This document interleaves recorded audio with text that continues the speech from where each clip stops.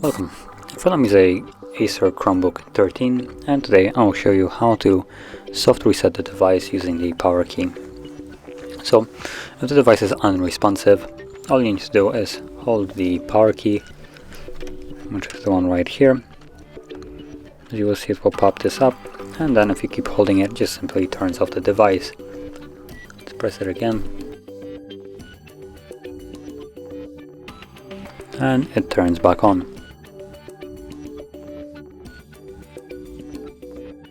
And as you can see, we're now back on. And there we go. So, if you found this very helpful, don't forget to hit like, subscribe, and thanks for watching.